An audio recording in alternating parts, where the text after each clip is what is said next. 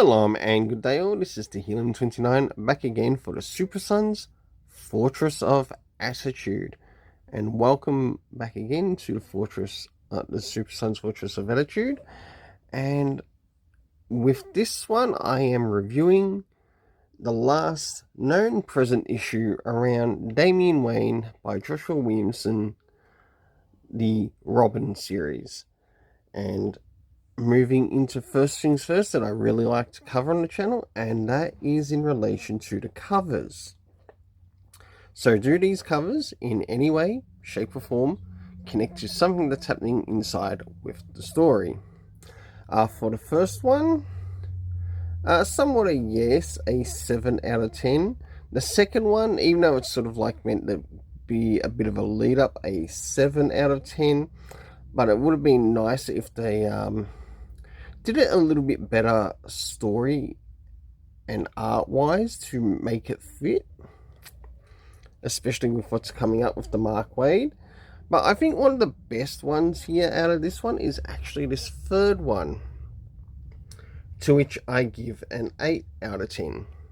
I'll now get things prepared so I can start to show the internal art for review.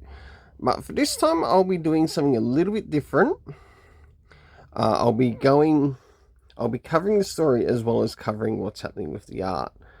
And I do have some gripes with this issue. And a lot of other things too. Now, to be completely honest, I did not enjoy the first issue of this series.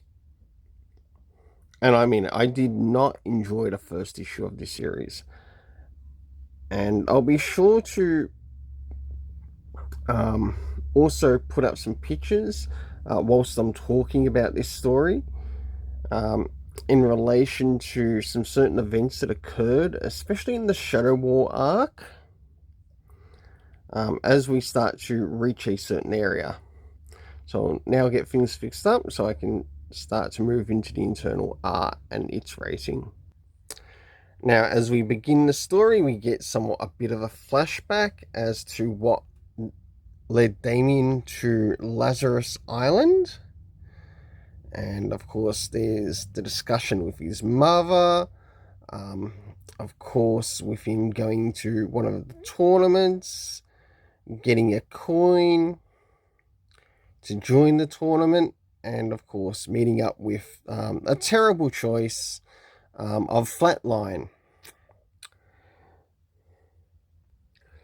who should have in no means have killed Damian first time. So as we start to look through the story, we see that they're now making their way back to Lazarus Island. Yes, the title is called Lazarus Magic. I am paying attention to that. But as we can see here, there's a bit of restlessness happening on the island, and it's got to do with Lord Deathman. And whilst we move into this section, yes, there are going to be plenty of spoilers here. We see that Lord Deathman also brings the heart of Damian Wayne, to which Flatline betrayed Damian and is working for such evil. And as we can see here, even in the picture, she seems to be possessed by the devil Nezza, and she's also got Damian's heart in her hand, the one that was ripped out in the tournament. And as we start to see things, she continues, and we see what happens next in the next couple of pages. So as the story advances, she practically turns him into a monster, and also learns that he also learns that Damian's mother has also returned to Lazarus Island. Even though we know that previously she was in Gotham and now she's back on the island. So things advance in the story. We've got Hero from the last issue, and really nice to see that character. Of course, we've got Flatline, and of course they end up coming across a cave until they're attacked by Lord Deathman, who has practically been turned into a monster on the island. And of course, they go up and get attacked, and of course, Hero encounters.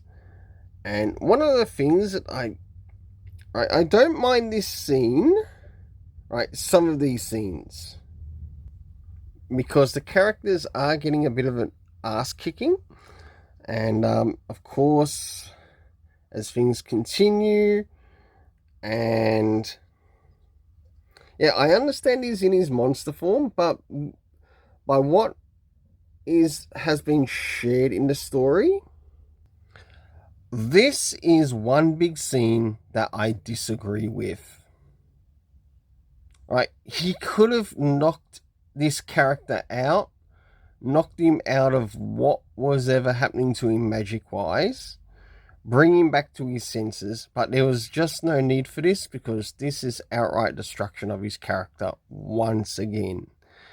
And to those who don't remember, or to those who remember the Shadow War arc, I'm going to work on posting a bit of an image around here. And in the image it says, heroes don't kill. So why do we have Damien killing Lord Deathman on this island? Now, of course, we get a little bit of a discussion here. And I really dislike that he did this to impress Flatline. I don't like that. Even the D on his buckle sucks. It stinks. It should be an R, not a D.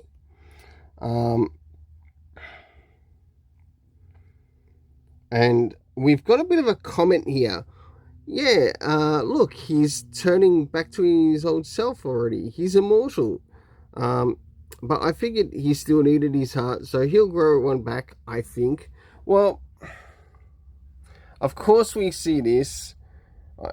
Yes, we do start to see him revert to himself, but we don't know for a fact that he'll return back to life. Now, one of the reasons I bring this up is that, yes, this island does bring people back to life, but it only brings them back to life 3 times. And that is what we saw early in the arc around the Lazarus tournament. Okay. With the impression that I got here, with Lord Deathman's interaction with Mother Soul, is that he has seen her maybe more than once on the island. On top of that, who's not to say that the times before that, he has also died, right? And this is his last time he ever gets to live. Like, we know that with mortals, they basically get to come back 3 times. Alright? But with someone who is immortal, what if this has the opposite side effect? In other words, when they come to the island, they're actually mortal, not immortal. Sure, they die 3 times, but when they die on the last time, it's their actual last death. Alright, this is where this story has some holes, and this is why this story needed more pages to flesh some of this stuff out. Of course, we move into some of the celebrations that happen in the story. Now, I'll have a little bit more to say very soon. Of course, we catch up with Damien reading through his manga, which is really awesome, really good. Of course, we end up getting more with Flatline, to which, again, I still really don't like her character that much. She doesn't come off as overall trustworthy, even though the situation events that occur. But of course, she ends up leaving him. And she still sort of gives the impression that she too would like to conquer the world. And of course, we get someone who we recognize, who was brought into this series, and that is Respawn. It's really nice to see him back. And of course, Flatline leaving, and it's now time for Damien to move on to other things. Now, with Damien catching up with Connor Hawke, and of course he makes his way to catch up. And moving into this splash page, and it's really nice to see Alfred there, Talia, even Raish, even John, even though I'd prefer it to be the younger John being shown there. Kick out Flatline. I did enjoy some of the other characters though. Seeing Ravager, Connor Hawke, of course Nightwing, Tim Drake, Cassie by the looks of things. Spoiler. Hey, you're missing someone here. Where's Jason Todd? He caught up with Jason Todd too. Oh, and what about Duke Thomas? And then we finally move into this last bit, to which Damien finds pretty much the tomb of Nezza. Now, for the internal art, I really enjoyed the art, to which I gave it an 8 out of 10. Now it's time to move into the story. Well, I've still got some more things I want to point out in the story. Yes, I do think this story needs more pages to it. It could have actually fleshed out a lot in regards to what was happening lore-wise, and also done a better preparation in setting things up for the upcoming Mark Waid Batman versus Robin arc. Now, I think what I would have done, especially around the time that Damien fought Lord Deathman, is maybe move that towards a little bit the end of the book, and sort of like have the celebration stuff around the middle of the book. So this stuff could have happened afterwards, but then at the beginning of the book, I would have set Mother Soul and Lord Deathman, and sort of like after Mother Soul got a hold of Lord Damien's heart, she starts to use that hold to, or starts to use Nezza's magic to start to bring Damien into possession. So it would start to show in Damien's character, or it wouldn't take effect on Damien's character until it wouldn't take effect on his character until the fight of Lord Deathman, or Damien versus Lord Deathman, and that's when the possession would begin to take place. And that's when I'd set it, because of course we saw him be turned into a monster, so after he's turned into a monster, she could have been shown using Nezza's magic over Damian Wayne's heart, sort of use it very similar to how people see voodoo dolls in a way. Just for an example, magic-wise. And whilst they are going up against Lord Deathman, maybe you could have one of the characters point out, hey, Damien, your eyes went a little bit like a possessed green, like a possession green. Or point out that his eyes turned green whilst they were fighting Lord Deathman. And he could respond, oh, I didn't notice. And yes, like that would really work for Damian Wayne's character, as well as in a way as not destroying his character in that fight.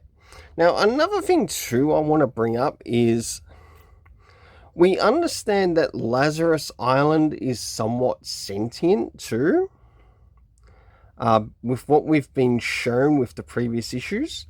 Now, another few questions I've got to bring up is, alright, when people leave the island and return to the island, does the island reset? Or does it hold a memory of the people who have been on the island and remember the death count that they've had on it. Right, that is something that was not properly explored with this, and it needed to be explored with this to show us, the reader.